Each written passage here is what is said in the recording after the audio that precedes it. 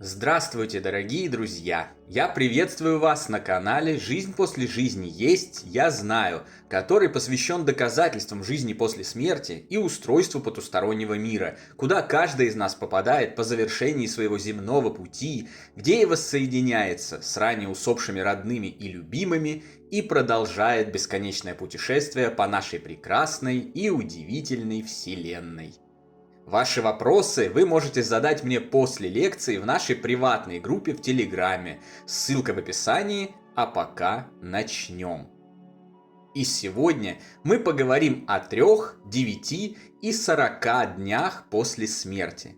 Мы узнаем, что происходит с душой в эти сроки, куда она попадает, что ее ждет там и что на самом деле кроется за этими календарными манипуляциями. Одним из самых распространенных кривотолков в области жизни после смерти и устройства потустороннего мира является информация о 3, 9 и 40 днях после смерти человека. Чего только не рассказывают про эти сроки. И про выход души из тела, и про ее обязательное пребывание рядом с ним, и про созерцание райских кущ, и про мытарствование в духовном мире, прохождение испытаний, назначенных Богом, рассмотрение божественным судом дела души, зачтение ей всех ее грехов и финальное решение этого страшного суда об отправлении ее в ад или рай на постоянное место пребывания.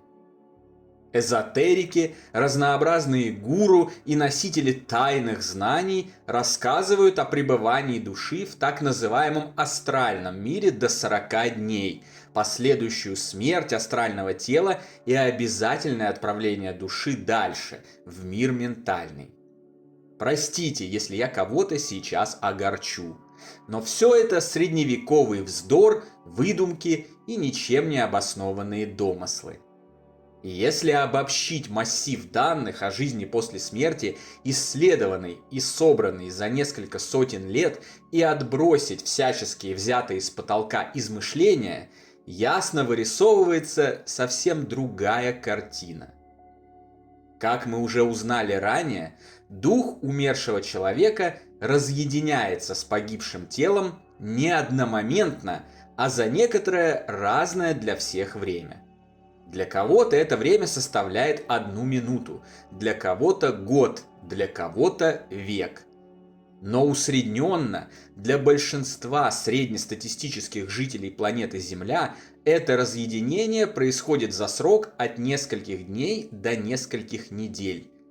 Так вот, 3, 9 и 40 дней – это не какие-то этапы прохождения души по иерархии потустороннего мира – это один и тот же срок, обозначающий одно и то же – разъединение духа с телом.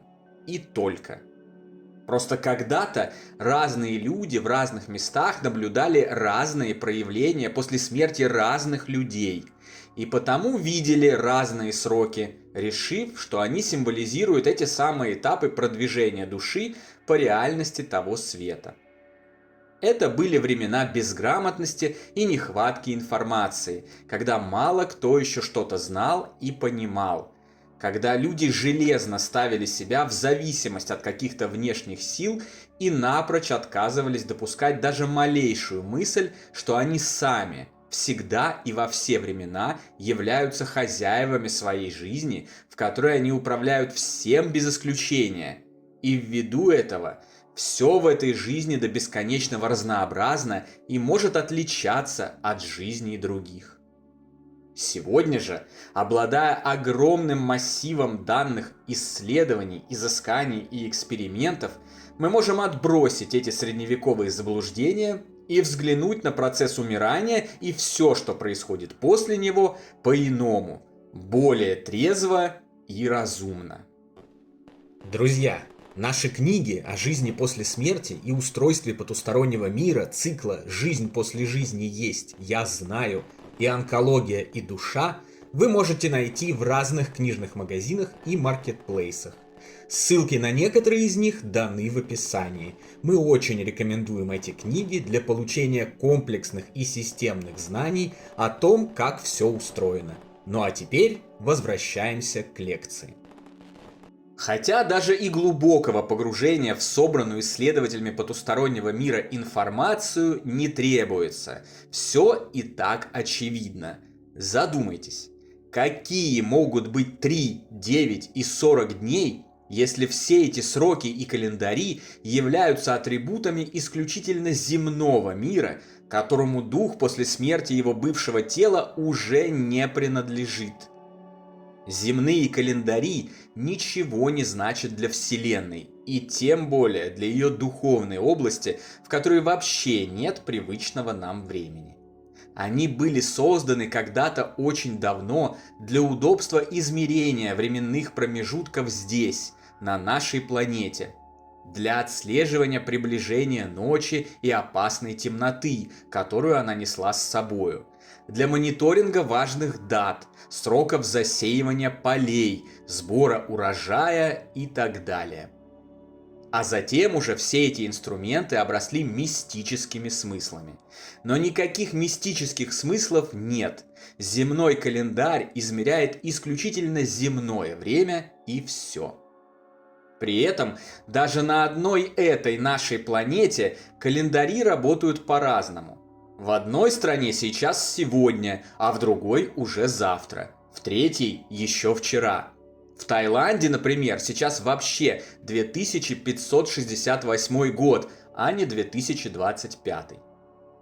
Если вы пойдете дальше и выйдете за пределы одной нашей планеты, то увидите, что на каждой планете свои календари, свое время и свое количество дней в месяце и в году, поскольку все они имеют разные скорости вращения, периоды обращения вокруг своей оси, вокруг родительской звезды, вокруг центра галактики. Земное время совершенно не соответствует даже тому, что есть на самой ближайшей к нам планете. А вы пытаетесь измерять земным временем события, происходящие в потустороннем мире. Ну смешно же, не правда ли?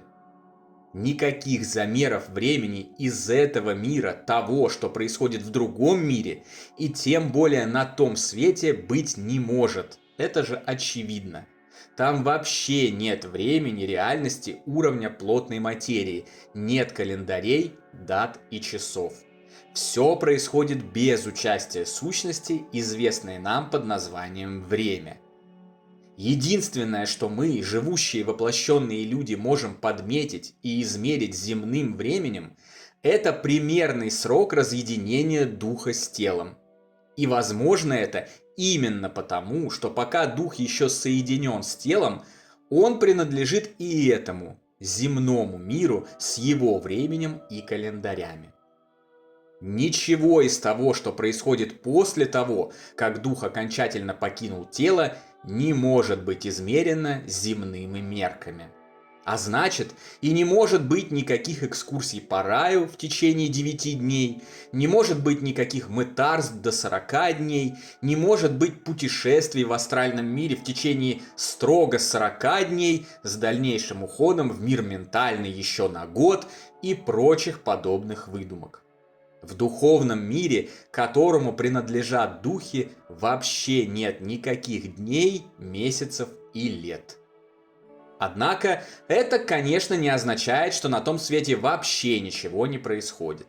Происходит, и очень даже многое. Жизнь кипит и после смерти, и имеет множество удивительных проявлений, о чем мы и рассказываем на этом канале, а также в наших книгах. Жизнь после смерти действительно есть. Дух умершего действительно покидает тело и отправляется в удивительный, невероятный и потрясающий потусторонний мир, в котором будет продолжать жить по соответствию своего внутреннего духовного мира окружающей реальности. Это правда. Но истории про 3, 9 и 40 дней представляют собою миф. Таким же мифом, к слову, является информация о том, что до 40 дней душа находится еще близко к земле и может связываться с родными и любимыми, оставшимися жить. а после этого срока либо забывает их, либо уходит так далеко на небеса, что уже не может посылать оттуда весточки или быть рядом. Исследования жизни после смерти четко показывают, что связь между мирами никак не зависит от земных календарей. На связь выходят как духи, умершие вчера, так и те, кто завершил свое земное существование 10, 20, 50, 100 лет назад и даже несколько веков назад. Умершие люди продолжают оставаться рядом со своими любимыми всегда, независимо ни от каких событий, явлений, кем-то определенных сроков и времени. Только они определяют все в своей жизни, и все находится только в их руках.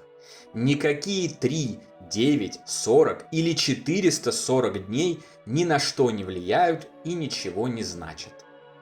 Осознайте эту истину и вы, дорогие друзья.